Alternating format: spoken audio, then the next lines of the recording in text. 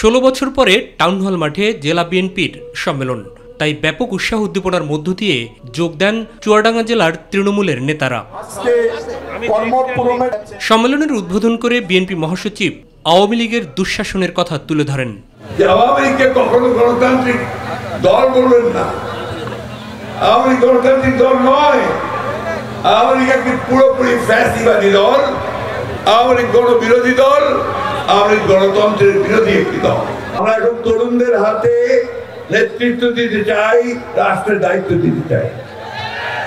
আমাদের তরুণ নেতা তারেক রহমান সাহেব তিনি সামনে আমাদের নেতৃত্ব দিচ্ছে। তরুণদের সঙ্গে আমাদের কোনো সমস্যা নেই, ছাত্রদের সঙ্গে আমাদের কোনো সমস্যা নেই। আমরা শুধু বলি যে দেশের স্বার্থে, জনগণের স্বার্থে সঠিক জায়গাটা চিনে নিতে হবে। কারণ নির্বাচন দরকার এই জন্যে এখন চতুর্দিক থেকে ষড়যন্ত্র চক্রান্ত হচ্ছে।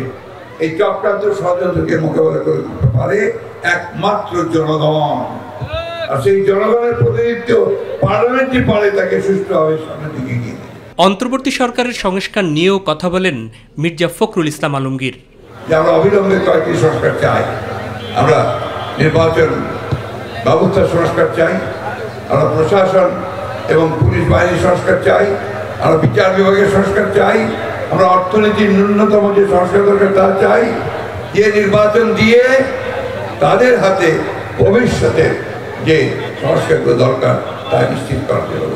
এদিকে রাজধানীতে এক সেমিনারে রোহিঙ্গা প্রত্যাবর্ষণ সহ দেশের সব ধরনের সমস্যা সমাধানে নির্বাচিত সরকারের বিকল্প নেই বলে মন্তব্য করেন বিএনপির স্থায়ী কমিটির সদস্য আমির খসরু মাহমুদ চৌধুরী।